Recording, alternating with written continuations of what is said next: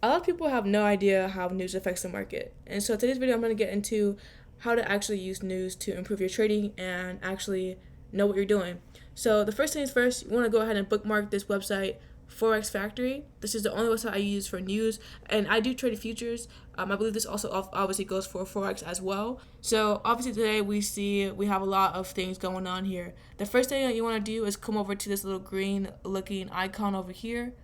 Click on that, and you want to filter out anything that you don't trade. So of course I only trade the NASDAQ and futures, so I'm gonna only choose USD.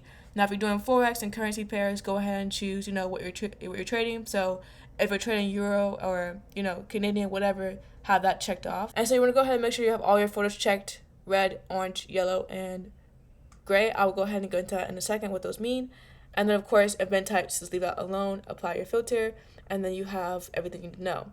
Now going back into what the photos mean, red for me is the most important, usually the most volatile. Orange is medium, so not really too worried about orange folder news unless we have multiple in one day or one time. Yellow folder is nothing I care about, and then usually gray is bank holiday, so of course pay attention to the gray, because if it's a bank holiday, we do not trade, right? So after that, when it comes to red folder news, like for example, today we had one red folder news at 10 o'clock. I'm not too worried about one folder. So we're going to look for something like this, where on Wednesday, we have two red folders at the same time at 10 o'clock. We also have an 8:15 red folder, which is only one, so I'm not too worried about that. I would really focus on the 10 o'clock. Or even on Friday, you see we have three red folder news. So at 8:30, I will be up and trading because we have three. Usually if it's just one, I'm not really too worried about it if it's at 8:30. If it's one at like 9:15 or 9:30 or around 10 o'clock where market is already volatile, then I would take that and actually look into it. But if it's just the one red folder at 8:30, I'm not too worried about it. But if it's like 8:30 where you have multiple ones, or for example, that this is going to be very volatile, then of course I'm going to look out for it.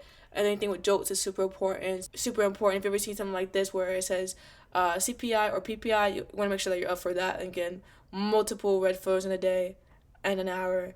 Like this has four. This is going to be a lot more volatile. I'm not going to hype up news. I don't believe in hyping up news, but I do think that it's important to know. And a pro tip for me, I only trade after news has hit. I never trade before or during, because news is usually volatile. So I want to make sure that I'm not risking myself for no reason. So I usually like to wait. Now, there is a method with CPI that you can do to pass evals. I've done that as well, but separate video. So for the sake of this video, I'm not really worried about that. And if you scroll down, see, so like I said, bank holiday is gray one. So as you see, January 19th, bank holiday, I'm not going to be trading that day. When you have more than one orange folder, if it's all in one time frame, I do like that. So then you also have tentative here too, where it just doesn't have a time frame yet. So it's just uncertain. We don't know when this is actually going to impact the market.